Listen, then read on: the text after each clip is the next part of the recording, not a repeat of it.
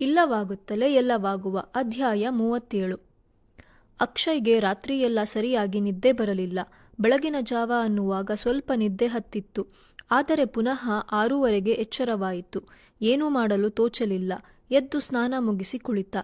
ಏಕೋ ಉತ್ಸಾಹವೇ ಇಲ್ಲ. ಸ್ವಲ್ಪ ಸುಸ್ತು ಅನ್ನಿಸುತ್ತಾ ಇದ್ದಿತು. ಅಲ್ಲದೆ ಕೆಲವು ದಿನದಿಂದ ಸೇಬು ಹೊರತು ಏನೂ ತಿಂದಿರಲಿಲ್ಲ. ಕುಡಿಯಲು ನೀರಿನ ಬಾಟಲ್ ಕೊಂಡು ನೀರು ಕುಡಿಯುವನು.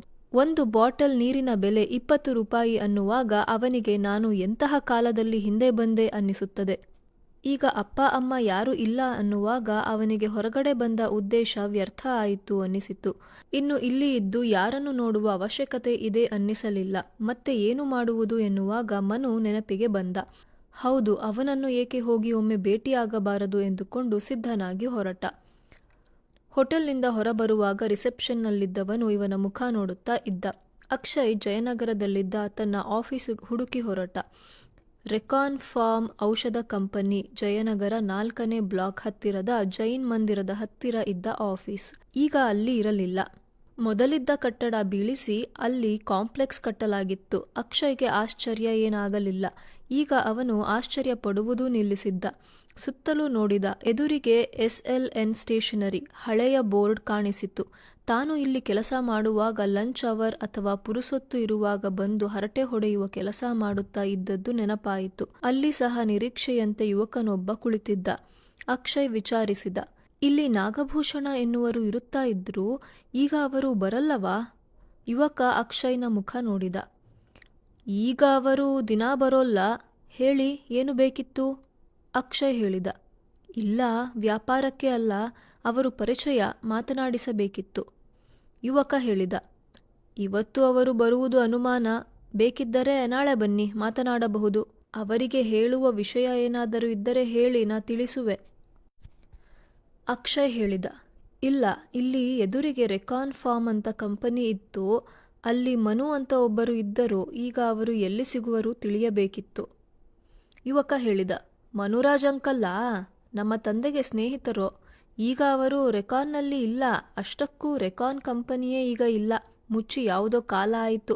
ಮನು ಅವರು ಈಗ ಸ್ವತಃ ಡಿಸ್ಟ್ರಿಬ್ಯೂಷನ್ ಏಜೆನ್ಸಿ ನಡೆಸುತ್ತಾ ಇದ್ದಾರೆ. ಶಿವಾಜಿನಗರದಲ್ಲಿ ಬೌರಿಂಗ್ ಹಾಸ್ಪಿಟಲ್ ಎದುರು. ಮನು ಮೆಡಿಕಲ್ ಸಪ್ಲೈಸ್ ಅಂತಲೋ ಏನೋ ಹೆಸರಿದೆ. ಅಲ್ಲಿ ಹೋದರೆ ಗೊತ್ತಾಗುತ್ತದೆ. ಶಿವಾಜಿನಗರ ಹೇಗೆ ಹೋಗುವುದು? ಕೇಳಿದ ಅಕ್ಷಯ್. ಯುವಕ ಹೇಳಿದ. ಮೆಟ್ರೋದಲ್ಲಿ ಹೋಗಬಹುದು, ಆದರೆ ಮೆಜೆಸ್ಟಿಕ್ನಲ್ಲಿ ಟ್ರೈನ್ ಬದಲಾಯಿಸಬೇಕು. ಬದಲಾಗಿ ಒಂದು ಕೆಲಸ ಮಾಡಿ, 4th ಬ್ಲಾಕ್ ಬಸ್ ಸ್ಟಾಪಿಗೆ ಹೋಗಿ ಶಿವಾಜಿನಗರ ಬಸ್ಸು ಹತ್ತಿಬಿಡಿ. ಅಕ್ಷಯ್ ಹೇಳಿದ. ತುಂಬ ಉಪಕಾರ ಆಯಿತು, ಹೋಗಿ ಬರ್ತೇನೆ. ನೀವು ನಾಗಭೂಷಣರವರ ಮಗನಾ? ತಮ್ಮ ಹೆಸರೇನು? ಯುವಕ ಹೇಳಿದ. ಹೌದು, ನನ್ನ ಹೆಸರು ಸ್ಕಂದ. ಮನು ಅಂಕಲ್ ನಿಮಗೆ ಹೇಗೆ ಗೊತ್ತೋ? ನಿಮ್ಮ ಹೆಸರೇನೋ? ನನ್ನ ಹೆಸರು ಅಕ್ಷಯ್. ಮನುವಿನ ಹಳೆ ಪರಿಚಯ. ನಾನಿನ್ನು ಬರುತ್ತೇನೆ. ಅಕ್ಷಯ್ ಹೊರಟ. ಸ್ಕಂದನಿಗೆ ಎಂಥದೋ ಗೊಂದಲ. ಈಗ ಮಾತನಾಡಿದ ವ್ಯಕ್ತಿಯನ್ನು ಎಂದೋ ನೋಡಿರುವ ನೆನಪು. ಆದರೂ ಯಾರು ಎಂದು ಗೊತ್ತಾಗುತ್ತಾ ಇಲ್ಲ. ಏಕೆಂದರೆ ಸ್ಕಂದ ಅಕ್ಷಯ್ನನ್ನು ನೋಡಿದ್ದಾಗ ಅವನು 5-6 ವರ್ಷದ ಹುಡುಗ ಇರಬಹುದು. 30ಕ್ಕಿಂತ ಹೆಚ್ಚು ವರ್ಷದ ಹಿಂದೆ. ಈಗ ಸ್ಕಂದ 40ರ ಆಸುಪಾಸು. ಶಿವಾಜಿನಗರದಲ್ಲಿ ಮನು ಡಿಸ್ಟ್ರಿಬ್ಯೂಷನ್ ಸಿಗುವುದು ಕಷ್ಟ ಆಗಲಿಲ್ಲ. ಹೊರಗೆ ಹಲವು ವಾಹನಗಳ ಸಾಲು, ದೊಡ್ಡ ಸ್ಟೋರೇಜ್ ಜಾಗ. ಒಳಗೆ ಬರುವಾಗ ಕೆಲಸಗಾರರು ನಿಂತಿದ್ದರು. ಅಕ್ಷಯ್ ಅವರಲ್ಲಿ ಕೇಳಿದ. ಮನು ಎಲ್ಲಿದ್ದಾನೆ? ಅವರು ಅಕ್ಷಯ್ನನ್ನು ವಿಚಿತ್ರ ದೃಷ್ಟಿಯಿಂದ ನೋಡಿದರು. ಇವನು ಯಾರೋ ಯುವಕ ತಮ್ಮ ಬಾಸ್ರನ್ನು ಏಕವಚನದಲ್ಲಿ ವಿಚಾರಿಸುತ್ತಾ ಇರುವ.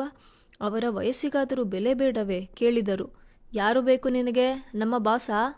ಅಕ್ಷಯ್ ಈಗ ಎಚ್ಚೆತ್ತ. ಮನುವನ್ನು ಏಕವಚನದಲ್ಲಿ ಕರೆದಿದ್ದು ಅವರಿಗೆ ಹಿಡಿಸಲಿಲ್ಲ ಎಂದು ಅರಿವಾಗಿ ಕೇಳಿದ. ಕ್ಷಮಿಸಿ, ಈ ಕಂಪನಿ ಪ್ರೊಪ್ರೈಟರ್ ಮನುರಾಜ್ ಎಲ್ಲಿ ಸಿಗುವರು? ಅವರಲ್ಲಿ ಒಬ್ಬ ಅಕ್ಷಯ್ನನ್ನು ಒಳಗೆ ಕರೆದೊಯ್ದ. ಮನುವಿನ ಚೇಂಬರ್ ಬಳಿ ಬಿಟ್ಟು ಒಳಗೆ ಹೋಗಿ ಎಂದು ಹೇಳಿದ. ಅಕ್ಷಯ್ ಒಳಗೆ ಬರುವಾಗ ಎದುರಿಗೆ ಟೇಬಲ್ ಹಿಂದೆ ವಯಸ್ಸಾದ ವ್ಯಕ್ತಿ ಕುಳಿತಿದ್ದರು. ಅವರ ಟೇಬಲ್ ಮೇಲೆ ಮನುರಾಜ್ ಎನ್ನುವ ನಾಮಫಲಕ ಸಹ ಇದ್ದಿತು. ಅಕ್ಷಯ್ ನೋಡಿದ. ಕುರ್ಚಿಯಲ್ಲಿ ಕುಳಿತ ವ್ಯಕ್ತಿ 60ರಿಂದ 65 ವಯಸ್ಸಿನವನಂತೆ ಕಾಣುತ್ತಾ ಇದ್ದ. ತಲೆಯಲ್ಲಿ ಕೂದಲು ಉದುರಿ ಹೋಗಿದೆ. ಉಬ್ಬಿದ ಹೊಟ್ಟೆಯೆಲ್ಲ ನೋಡುತ್ತಾ ಮುಖ ನೋಡಿದ. ಬಹುಶಃ ಇವನೇ ಮನು, ಅದೇ ಹೋಲಿಕೆ ಇದೆ. ಏನು ಬೇಕಿತ್ತು ನಿಮಗೆ? ಮೆಡಿಕಲ್ ಡಿಸ್ಟ್ರಿಬ್ಯೂಷನ್ ಆದರೂ ಕೆಲವರು ಕಡಿಮೆ ಬೆಲೆಗೆ ಮಾತ್ರೆ ಇಂಜೆಕ್ಷನ್ ಸಿಗುತ್ತದೆ ಎಂದು ಬರುವುದು ಸಾಮಾನ್ಯ. ಇವರು ಹಾಗೆ ಬಂದಿರಬೇಕು ಎಂದುಕೊಂಡ ಮನುರಾಜ್. ನಾನು ಅಕ್ಷಯ್. ರೆಕಾನ್ನಲ್ಲಿ ಕೆಲಸ ಮಾಡುತ್ತಾ ಇದ್ದ ಮನು ನೀವೇ ಅಲ್ಲವೇ? ಮನು ಒಂದು ಕ್ಷಣ ಸ್ತಬ್ಧ ಆದ. ಅಕ್ಷಯ್ನನ್ನು ನೋಡುತ್ತಾ ಎದ್ದು ನಿಂತ. ಇದೇನಪ್ಪ ನೀನು ಅಕ್ಷಯ್ ಅಲ್ಲವೇ? ಇಷ್ಟು ಕಾಲದ ನಂತರದಲ್ಲಿ ಬರುತ್ತಾ ಇರುವೆ. ಆಶ್ಚರ್ಯ. ಇಷ್ಟು ದಿನ ಎಲ್ಲಿದ್ದೆ? ಹೀಗೆ ಏನೇನೋ ಆಯಿತು ಮನು, ಬರಲು ಆಗಲಿಲ್ಲ. ನಿನ್ನನ್ನು ನೋಡೋಣ ಎಂದು ಹುಡುಕಿ ಬಂದೆ. ಜಯನಗರ SLN ಅಂಗಡಿಯಲ್ಲಿ ನಿನ್ನ ಅಡ್ರೆಸ್ ಕೊಟ್ಟರು. ಹೇಗಿದ್ದೀಯಾ? ಅಕ್ಷಯ್ ಹೇಳಿದ. ಮನು ಹೇಳಿದ, ನಾನು ನೋಡಪ್ಪ ಹೀಗೆ ಆಗಿರುವೆ. ತಲೆಯಲ್ಲಿ ಒಂದು ಕೂದಲು ಉಳಿಲಿಲ್ಲ. ನೀನು ಮಾತ್ರ ಅದೇನು ಅವತ್ತು ಹೇಗಿದ್ದೆಯೋ ಇವತ್ತಿಗೂ ಹಾಗೆ ಇರುವೆಯಲ್ಲ, ಅದೇನು ಮಾಡಿದೆ? ಅಕ್ಷಯ್ ಹೇಳಿದ. ಅವೆಲ್ಲ ಬಿಡು ಮನು, ನಿಧಾನವಾಗಿ ಹೇಳುವೆ. ಆದರೆ ನಮ್ಮ ಅಪ್ಪ ಅಮ್ಮನ ಬಗ್ಗೆ ತಿಳಿಯಲು ಬಂದೆ. ಮನೆ ಹತ್ತಿರ ಹೋದೆ, ಅಲ್ಲಿ ಮನೆಯೇ ಇಲ್ಲ. ಮನು ಹೇಳಿದ. ಅಯ್ಯೋ, ಮನೆ ಹತ್ತಿರ ಹೋಗಿದ್ದಾ? ಅಲ್ಲಿ ಏನಿದೆ, ಮೆಟ್ರೋ ಪಿಲ್ಲರ್ ಇರುತ್ತದೆ. ಮನುವಿಗೆ ಭಯ ಆಗಿತ್ತು. ಮೆಟ್ರೋ ಬರುವಾಗ ಇವರ ಮನೆಯ ಕಾಂಪನ್ಸೇಷನ್ ಎಂದು 90 ಲಕ್ಷ ಹಣ ಅವನೇ ಪಡೆದಿದ್ದ, ತಕ್ಕ ದಾಖಲೆ ಸೃಷ್ಟಿಸಿದ್ದ. ಈಗ ಅದು ಇವನಿಗೆ ಗೊತ್ತಾಗಿ ಹೋಯಿತಾ, ಏನು ಮಾಡುವುದು ಎಂದು ಹೆದರಿದ್ದ. ಅಕ್ಷಯ್ ಹೇಳಿದ. ಮೆಟ್ರೋ ವಿಷಯ ಬಿಡು ಮನು, ಅಪ್ಪ ಅಮ್ಮನ ಭೇಟಿ ಮಾಡಿದ್ದೆಯಾ? ಅಲ್ಲಿಂದ ಬಂದ ನಂತರ ಅವರು ಏನು ಹೇಳಿದರು? ಮನು ಹೇಳಿದ. ಅದೇ ಅಕ್ಷಯ್, ನೀನು ಕೊಟ್ಟ ಕಾಗದ ಅವರಿಗೆ ತಲುಪಿಸಿದೆ. ಅವರು ಬೇಸರ ಪಟ್ಟರು, ನಿನ್ನ ಸ್ವಭಾವ ಬದಲಾಗಲಿಲ್ಲ ಎಂದು. ಆಮೇಲೆ 2-3 ತಿಂಗಳಾದರೂ ನೀನು ಬರದೇ ಇರುವಾಗ ಮತ್ತೆ ನನ್ನ ಹುಡುಕಿಕೊಂಡು ಬಂದರು. ವಿವರ ಕೇಳಿದರು, ಅಕ್ಷಯ್ ಎಲ್ಲಿ ಹೋದ ಎಂದು. ನಾನು ಬದರಿನಾಥದಲ್ಲಿ ನೀನು ನನ್ನನ್ನು ಬಿಟ್ಟು ಅದ್ಯಾವುದೋ ಹಳ್ಳಿಯವನ ಜೊತೆ ಹೋದ ವಿಷಯ ತಿಳಿಸಿದೆ. ಮತ್ತೆ ನಿನ್ನನ್ನು ಹುಡುಕಲು ಪ್ರಯತ್ನಿಸಿದೆವು. ಆಗ ಬದರಿಯಲ್ಲಿ ಹಿಮದ ಕಾಲವಾದ್ದರಿಂದ ಜನರೆಲ್ಲ ಅಲ್ಲಿಂದ ತೊರೆದು ಬಂದಿದ್ದರು. ಅಲ್ಲಿ ಯಾರನ್ನು ವಿಚಾರಿಸುವುದು ಎನ್ನುವುದೂ ಸಹ ತಿಳಿಯಲಿಲ್ಲ. ಅದ್ಯಾರೋ ಕೇದಾರನಾಥ ಎನ್ನುವರ ಜೊತೆ ನೀನು ಹೊರಟೆ ಅನ್ನುವ ವಿಷಯ ಹೊರತು ಮತ್ತೆ ಏನೂ ನಮಗೆ ತಿಳಿದಿರಲಿಲ್ಲ. ಏನು ಮಾಡಿದರೂ ನಿನ್ನನ್ನು ಹುಡುಕುವ ಪ್ರಯತ್ನ ವಿಫಲವಾಯಿತು. ಪೊಲೀಸರಿಗೆ ಸಹ ಕಂಪ್ಲೇಂಟ್ ಕೊಟ್ಟೆವು. ಆದರೆ ಇಲ್ಲಿನ ಪೊಲೀಸರು ಏನು ಮಾಡುವರು? ಎಲ್ಲ ತಣ್ಣಗಾಯಿತು. ನಿಮ್ಮ ತಂದೆ ಹಾಗೂ ತಾಯಿ ಅದೇ ಕೊರಗಿನಲ್ಲಿ ಸೊರಗಿದರು. ನೀನು ಆ ರೀತಿ ಹೋದ 2 ವರ್ಷಕ್ಕೆ ನಿಮ್ಮ ತಂದೆ ಮರಣ ಹೊಂದಿದರು. ನಾವೆಲ್ಲ ಹೋಗಿದ್ದೆವು. ಅವರ ದಹನ ಕಾರ್ಯ ನಡೆಸಲು ಸಹ ಯಾರೂ ಇರಲಿಲ್ಲ. ನಾವೆಲ್ಲ ನಿಂತು ನಡೆಸಿದೆವು. ಆಮೇಲೆ 4-5 ವರ್ಷ ನಿಮ್ಮ ತಾಯಿ ಇದ್ದರು ಅನ್ನಿಸುತ್ತದೆ. ಆದರೆ ಒಬ್ಬರೇ ಮನೆಯಲ್ಲಿ ಎಷ್ಟು ದಿನ ಇರುವರು? ಅವರು ಇರುವವರೆಗೂ ನೀನು ಹಿಂದೆ ಬರುವೆ ಎಂದು ಕಾಯುತ್ತಾ ಇದ್ದರು ಎಂದು ಪರಿಚಯದ ಜನ ಹೇಳಿದರು. ಆಮೇಲೆ ಅವರು ಸಹ ಮರಣ ಹೊಂದಿದರು. ಆದರೆ ಅವರು ಹಾಗೆ ಮರಣ ಹೊಂದಿದ್ದು ನನಗೆ ಗೊತ್ತಾದಾಗ ಎಷ್ಟೋ ದಿನ ಕಳೆದಿತ್ತು. ನಿಮ್ಮ ಮನೆ ಬೀಗ ಹಾಕಿತ್ತು. ಕ್ರಮೇಣ ಅದು ಎಲ್ಲರೂ ಮರೆತರು. ಬೆಂಗಳೂರಿನಲ್ಲಿ ಮೆಟ್ರೋ ಬರುವಾಗ ನಿಮ್ಮ ಮನೆಯ ಜಾಗವನ್ನು ಸರ್ಕಾರ ವಶಪಡಿಸಿಕೊಂಡಿತು. ಇಷ್ಟೆಲ್ಲ ನಡೆದು ಎಷ್ಟೋ ವರ್ಷಗಳ ನಂತರ ನೀನು ಈಗ ಪ್ರತ್ಯಕ್ಷ ಆಗಿರುವೆ. ಅಕ್ಷಯ್ ಸಪ್ಪಗೆ ಕುಳಿತು ಬಿಟ್ಟ. ಇಷ್ಟೆಲ್ಲ ನಡೆದು ಹೋಗಿದೆ. ನಾನು ಯಾವುದೋ ಹುಚ್ಚಿನಲ್ಲಿ ಶಾಂಗ್ರೀಲಾ ಎನ್ನುವ ಆ ಪ್ರಪಂಚದಲ್ಲಿ ಹೋಗಿ ಕುಳಿತು ಬಿಟ್ಟೆ. ನನ್ನ ಜೀವನ ಏನಾಯಿತು? ನಾನು ಇಲ್ಲೇ ಇದ್ದಿದ್ದರೆ ಅಪ್ಪ ಅಮ್ಮನಿಗೆ ಈ ಗತಿ ಬರುತ್ತಾ ಇರಲಿಲ್ಲ ಅನ್ನಿಸುತ್ತದೆ. ಬಹುಶಃ ಅವರು ನನ್ನ ಕೊರಗಲ್ಲೇ ಸತ್ತಿರಬಹುದು. ಅವರಿಬ್ಬರ ಸಾವಿಗೆ ನಾನೇ ಕಾರಣ ಆಗಿಬಿಟ್ಟೆನಾ? ನನಗೆ ನನ್ನ ತಂದೆ ತಾಯಿ ಇಬ್ಬರಿಗಿಂತ ನನ್ನ ಜೀವನ ನನಗೆ ದೊಡ್ಡದಾಗಿ ಬಿಟ್ಟಿತಾ? ಹೀಗೆ 108 ಯೋಚನೆಗಳು ಅವನ ಮನಸ್ಸನ್ನು ತುಂಬಿ ಅವನನ್ನು ಒತ್ತಡಕ್ಕೆ ನೂಕಿತು. ಆದರೆ ಈಗ ಏನೂ ಮಾಡಲು ಸಾಧ್ಯವಿಲ್ಲ. ಅಷ್ಟೇ ಅಲ್ಲ, ಹಳೆಯದನ್ನು ಈಗ ಯಾವುದನ್ನು ಸರಿಪಡಿಸಲೂ ಸಾಧ್ಯವಿಲ್ಲ. ಬಹುಶಃ ನಾನು ಆಗ ತಪ್ಪು ತೀರ್ಮಾನ ತೆಗೆದುಕೊಂಡಿರಬಹುದು. ಆದರೆ ಅದಕ್ಕಿಂತ ದೊಡ್ಡ ನಿರ್ಧಾರ ನಾನು ಪುನಃ ಇಲ್ಲಿಗೆ ತಂದೆ ತಾಯಿಯರನ್ನು ನೋಡಲು ವಾಪಸ್ಸು ಬರುವ ನಿರ್ಧಾರ ತೆಗೆದುಕೊಂಡಿದ್ದು ಎಂದುಕೊಂಡ. ಮೌನವಾಗಿ ಕುಳಿತ ಅಕ್ಷಯನನ್ನು ಕಂಡ ಮನು ಹೇಳಿದ. ಹೋಗಲಿ ಬಿಡು, ಎಲ್ಲವೂ ಆಗಿ ಹೋಗಿರುವ ಘಟನೆಗಳು. ಈಗ ಯಾವುದನ್ನು ಬದಲಾಯಿಸಲು ಆಗುವುದಿಲ್ಲ. ಈಗ ನಿನ್ನ ಅನುಭವಗಳನ್ನು ತಿಳಿಸು. ಆಶ್ಚರ್ಯ ಎಂದರೆ ನನ್ನನ್ನು ನೀನು ಬಿಟ್ಟು ಹೋದ ದಿನ ಹೇಗಿದ್ದೆಯೋ ಈಗಲೂ ಹಾಗೇ ಇರುವೆ. ಅದು ಹೇಗೆ ಸಾಧ್ಯ? ಬಾ, ಹೊರಗೆ ಹೋಗಿ ಒಂದು ಕಾಫಿ ಕುಡಿದು ಬರೋಣ. ಅಥವಾ ನೀನು ಊಟ ಮಾಡುವ ಸಮಯ ಅನ್ನಿಸುತ್ತದೆ ಇದು. ಬಾ, ಯಾವುದಾದರೂ ಒಳ್ಳೆಯ ಹೋಟೆಲ್ನಲ್ಲಿ ಊಟ ಮಾಡೋಣ. ಅಲ್ಲಿ ಮತ್ತೆ ಮುಂದೆ ಮಾತನಾಡಬಹುದು. ಅಕ್ಷಯ್ ಹೇಳಿದ. ಬೇಡ ಮನು, ನಾನು ಹೊರಗೆ ಎಲ್ಲೂ ಏನೂ ತಿನ್ನಲ್ಲ. ಊಟ ಕಾಫಿ ಇವೆಲ್ಲ ಏನು ಬೇಡ. ನಾನು ಹೊರಡುವೆ. ನೀನೇನು ಆ ಕೆಲಸ ಬಿಟ್ಟು ಬಿಟ್ಟೆಯಾ? ಇದೇನು ಹೊಸ ಬಿಸ್ನೆಸ್ ಪ್ರಾರಂಭ ಮಾಡಿರುವೆ? ಮನು ನಕ್ಕ. ಇದು ಹೊಸ ಬಿಸ್ನೆಸ್ ಅಲ್ಲಪ್ಪ. ಸುಮಾರು 25 ವರ್ಷ ಆಯಿತು ಈ ಲೈನಲ್ಲಿ.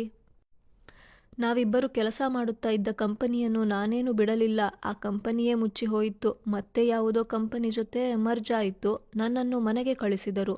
ನಾನು ಮತ್ತೆ ಕೆಲಸ ಸೇರುವ ಬದಲು ಈ ಸಪ್ಲೈ ಲೈನಲ್ಲಿ ಸಣ್ಣದಾಗಿ ಬಿಸಿನೆಸ್ ಪ್ರಾರಂಭ ಮಾಡಿದೆ. ಈಗ ಬೆಂಗಳೂರಿನಲ್ಲೇ ನಮ್ಮ ಕಂಪನಿ ಮೆಡಿಸಿನ್ ಹೋಲ್ಸೇಲ್ ಬಿಸ್ನೆಸ್ನಲ್ಲಿ ಟಾಪ್ನಲ್ಲಿದೆ.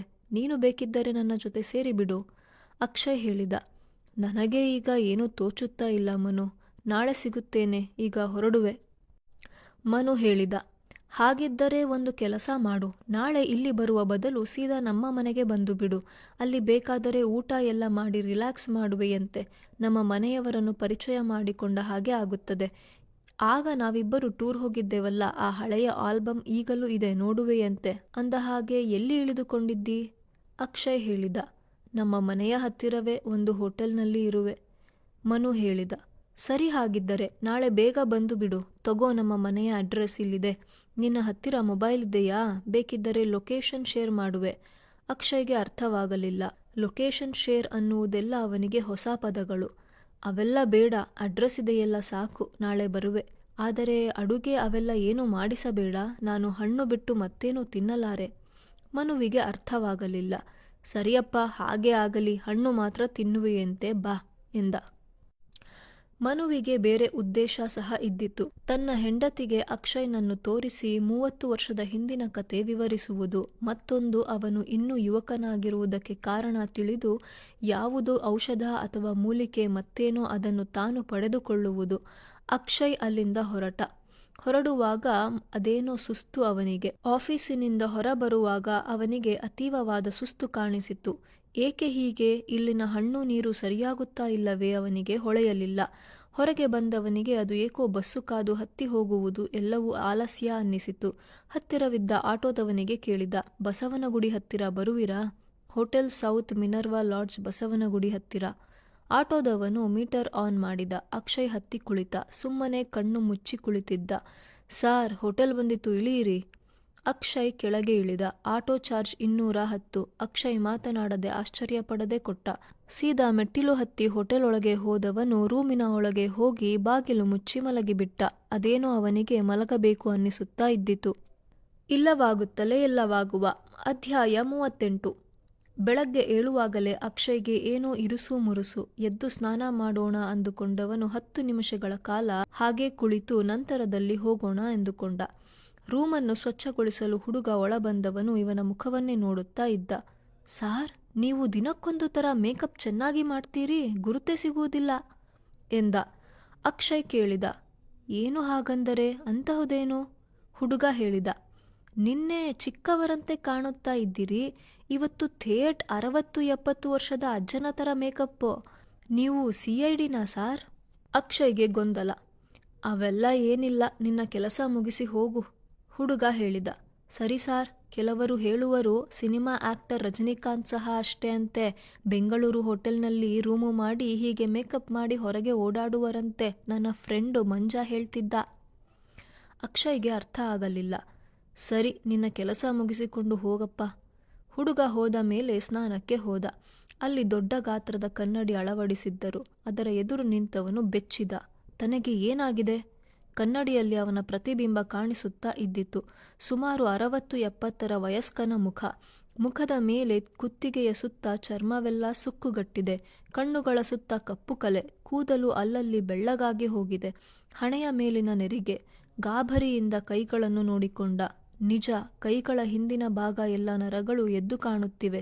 ತನ್ನ ದೇಹಕ್ಕೆ ಒಂದೇ ದಿನದಲ್ಲಿ ಏನು ಆಯಿತು?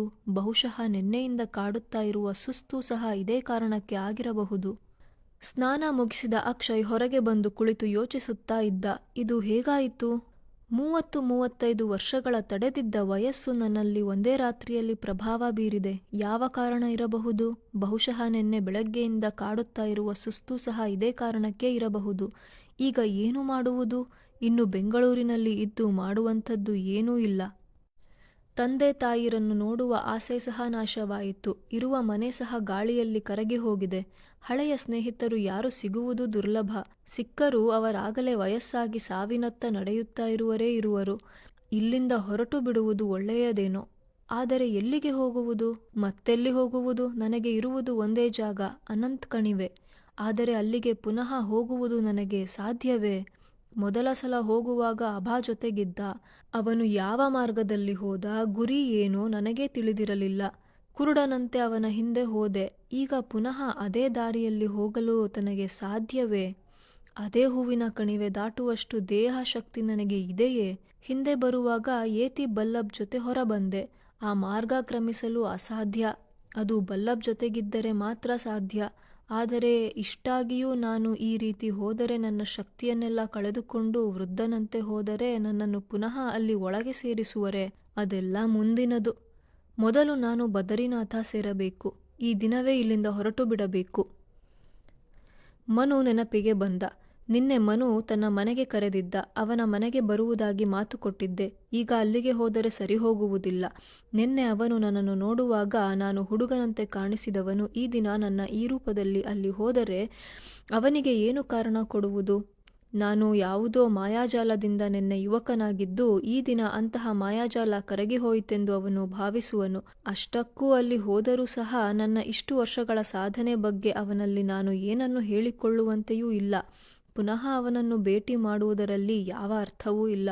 ನನ್ನ ತಂದೆ ತಾಯಿಯ ಬಗ್ಗೆ ಎಲ್ಲ ವಿವರವೂ ತಿಳಿದು ಆಯಿತು. ಇನ್ನು ಯಾವ ಉಪಯೋಗವೂ ಇಲ್ಲ. ಹಾಗಾಗಿ ಮನುವನ್ನು ಪುನಃ ಭೇಟಿ ಮಾಡದೆ ಇಲ್ಲಿಂದ ಹೊರಟು ಬಿಡುವುದು ಸರಿಯಾದ ನಿರ್ಧಾರ. ಅಕ್ಷಯ್ ಎದ್ದವನು ತನ್ನ ಬಟ್ಟೆಯನ್ನೆಲ್ಲ ತನ್ನ ಬ್ಯಾಗಿನಲ್ಲಿ ತುರುಕಿಕೊಂಡ. ಅಲ್ಲಿಂದ ಹೊರಗೆ ಬಂದ. ಹೇಗೂ ರೂಮಿನ ಬಾಡಿಗೆ ಮೊದಲೇ ಕೊಟ್ಟು ಆಗಿದೆ. ಈಗ ಪುನಃ ಯಾವುದೇ ವ್ಯವಹಾರವಿಲ್ಲ. ರೂಮಿನ ಕೀ ತಂದು ರಿಸೆಪ್ಷನ್ನಲ್ಲಿ ಕೊಟ್ಟ. ರಿಸೆಪ್ಷನ್ನಲ್ಲಿ ಕುಳಿತಿದ್ದ ವ್ಯಕ್ತಿ ಕೇಳಿದ, ಯಾವ ರೂಮಿನ ಕೀ? ರೂಮ್ ಖಾಲಿ ಮಾಡುತ್ತಾ ಇರುವಿರಾ? ರೂಮ್ ನಂಬರ್ 31 ಖಾಲಿ ಮಾಡಿದ್ದೇನೆ, ಅಕ್ಷಯ್ ಹೇಳಿದ. ಆದರೆ ಆ ರೂಮಿನಲ್ಲಿ ಬೇರೆಯವರು ಇದ್ದರು. ನೀವು ಯಾರೋ? ಅವನು ಕೇಳಿದ. ಅಕ್ಷಯ್ ಹೇಳಿದ, ನಾನೇ ಅವನು. ಹಾಗೆ ಹೇಳುತ್ತಾ ಅಲ್ಲಿಂದ ಹೊರಟ. ರಿಸೆಪ್ಷನ್ನಲ್ಲಿದ್ದವನು ದಂಗಾಗಿ ಕುಳಿತ. ಆಗ ಅಲ್ಲಿ ಬಂದ ರೂಮ್ ಬಾಯ್ ಹುಡುಗ ಅವನಿಗೆ ತಿಳಿಸಿದ, ಆ ವ್ಯಕ್ತಿ ದಿನಕ್ಕೆ ಒಂದು ರೂಪ ಧರಿಸುತ್ತಾನೆ ಎಂದು. ಅವನು ಯಾರಿರಬಹುದು ಎಂದು ಇಬ್ಬರು ತಲೆಕೆಡಿಸಿಕೊಂಡರು. ಬಹುಶಃ ಯಾರೋ ರಹಸ್ಯವಾಗಿ ಕೆಲಸ ಮಾಡುವ ಪತ್ತೇದಾರ ಇರಬೇಕು. ಯಾವುದೋ ಕೆಲಸಕ್ಕೆ ಬಂದು ನಮ್ಮ ಹೋಟೆಲ್ನಲ್ಲಿ ಇಳಿದುಕೊಂಡಿದ್ದ ಎಂದು ಇಬ್ಬರು ಸೇರಿ ತೀರ್ಮಾನಿಸಿದರು. ಅಕ್ಷಯ್ ಅಲ್ಲಿಂದ ಹೊರಟವನು ಆಟೋ ಹಿಡಿದು ರೈಲ್ವೆ ನಿಲ್ದಾಣಕ್ಕೆ ಬಂದ. ಅಲ್ಲಿ ವಿಚಾರಿಸಿದಾಗ ತಕ್ಷಣಕ್ಕೆ ಯಾವುದೇ ರೈಲು ನೇರವಾಗಿ ಹರಿದ್ವಾರಕ್ಕೆ ಇರಲಿಲ್ಲ. ಬೇಕಾದರೆ ವಿಮಾನದಲ್ಲಿ ಬುಕ್ ಮಾಡಿ ಹೋಗಬಹುದು ಎಂದರು ಹೊರಗಿನ ಟ್ರಾವೆಲ್ ಏಜೆಂಟರು. ಆದರೆ ಅದಕ್ಕೆ ಬೇಕಾದ ದಾಖಲೆ ಹೊಂದಿಸುವುದು ಅವನಿಗೆ ಸಾಧ್ಯವಿಲ್ಲ. ಹಾಗಾಗಿ ಚೆನ್ನೈಗೆ ಟಿಕೆಟ್ ಪಡೆದು ಹೊರಟ. ತಕ್ಷಣಕ್ಕೆ ಸಿಕ್ಕ ರೈಲು ಅದು. ಬದರಿನಾಥ ಮುಟ್ಟುವಾಗ ಅಕ್ಷಯ್ ಪೂರ್ತಿ ಕುಸಿದು ಹೋಗಿದ್ದ. ದೇಹದಲ್ಲಿ ಯಾವ ಶಕ್ತಿಯೂ ಇಲ್ಲ. ಒಂದಿಷ್ಟು ಹಣ್ಣು ಹಾಗೂ ನೀರು ಅವನ ದೇಹಕ್ಕೆ ಆಧಾರ. ಬದರಿಯಿಂದ ಮಾನಾ ಗ್ರಾಮಕ್ಕೆ ನಡೆದು ಮುಟ್ಟುವಾಗ ಮಧ್ಯಾಹ್ನದ ಸಮಯ. ಲಾಸ್ಟ್ ಟೀ ಶಾಪ್ ಎನ್ನುವ ಆ ಹೋಟೆಲಿನಲ್ಲಿ ಸಾಕಷ್ಟು ಜನರಿದ್ದರು. ಒಳಗೆ ಹೋದವನು ಸೀದಾ ಮನೆಯ ಒಳ ಹೋಗಲು ಹೋದ. ಗಲ್ಲದಲ್ಲಿ ಕುಳಿತಿದ್ದ ಗಿರಿಜಾಳ ಮಗ ಒಳಗೆ ಹೋಗುತ್ತಿದ್ದ ವ್ಯಕ್ತಿಯನ್ನು ತಡೆದು ನಿಲ್ಲಿಸಿ, ಸ್ವಾಮಿ ನಿಲ್ಲಿ, ಏನು ಬೇಕೋ? ಏಕೆ ಒಳಗೆ ಹೋಗುತ್ತಿರುವಿರಿ ಎಂದು ಕೇಳಿದ. ಏನಿಲ್ಲ, ಒಳಗಿರುವ ಸುರೀಂದರ್ ದೊಡ್ಡಪ್ಪನವರನ್ನು ನೋಡಬೇಕು ತಕ್ಷಣ, ಅಕ್ಷಯ್ ಹೇಳಿದ. ಆ ಯುವಕನಿಗೆ ತಕ್ಷಣ ಅರ್ಥವಾಗಿ ಹೋಯಿತು. ಕಳೆದ ವಾರ ಬಂದಿದ್ದ ಯುವಕ ಹಾಗೂ ಈಗ ಬಂದಿರುವ ವೃದ್ಧ ಇಬ್ಬರೂ ಒಂದೇ. ಅವನಿಗೆ ಗೊಂದಲವಾಯಿತು. ಆದರೆ ಇದೇಕೆ? ಏನೋ ಆಗುತ್ತಾ ಇದೆ. ಇವರಿಗೂ ಸುರೀಂದರ್ ತಾತನಿಗೂ ಏನೋ ಸಂಬಂಧವಿದೆ. ಏನೆಂದು ತಿಳಿದಿಲ್ಲ. ಬನ್ನಿ ಎನ್ನುತ್ತಾ ಅವನು ಗಲ್ಲಾದ ಹಿಂದಿನಿಂದ ಎದ್ದು ಅಕ್ಷಯ್ನನ್ನು ಕರೆದುಕೊಂಡು ಒಳಗೆ ಹೋಗಿ, ರೂಮಿನ ಒಳಗೆ ಇದ್ದಾರೆ, ಹೋಗಿ ಎಂದು ಹೊರಗೆ ಹೊರಟು ಹೋದ. ಅಕ್ಷಯ್ ರೂಮಿನ ಒಳಗೆ ಪ್ರವೇಶಿಸಿದ. ಮಂಚದ ಮೇಲೆ ಮಲಗಿದ್ದ ಸುರೀಂದರ್ ಕಣ್ಣು ಬಿಡುತ್ತಾ, ಯಾರು ಒಳಗೆ ಬಂದವರು ಎನ್ನುತ್ತಾ ಎದ್ದು ಕುಳಿತರು. ದೊಡ್ಡಪ್ಪ, ನಾನು ಅಕ್ಷಯ್ ಎಂದ. ಓಹೋ ಅಕ್ಷಯ್, ಅದೇನು ಅಷ್ಟು ಬೇಗ ನಿಮ್ಮ ಊರಿನಿಂದ ಬಂದು ಬಿಟ್ಟೆ? ನಾನು ಅಂದುಕೊಂಡಿದ್ದೆ ನೀನು ಒಂದಲ್ಲ ಒಂದು ದಿನ ಇಲ್ಲಿಗೆ ಬರುವನೇ ಎಂದು. ಆದರೆ ಇಷ್ಟು ಬೇಗ ಬರುತ್ತೀಯಾ ಎಂದುಕೊಳ್ಳಲಿಲ್ಲ. ಕುಳಿತುಕೋ ಮಗು, ನೀರು ತರಿಸಲಾ ಕುಡಿಯಲು? ಅಕ್ಷಯ್ ಪಕ್ಕದಲ್ಲಿದ್ದ ಕುರ್ಚಿಯ ಮೇಲೆ ಕುಳಿತ. ಸುರೀಂದರ್ ಎದ್ದವನು ಅಕ್ಷಯ್ನತ್ತ ನೋಡಿದ. ಅದೇನೋ ಅನುಮಾನ ಬಂದು ಪಕ್ಕದಲ್ಲಿದ್ದ ಕನ್ನಡಕ ಧರಿಸಿ ಮತ್ತೆ ನೋಡಿದ.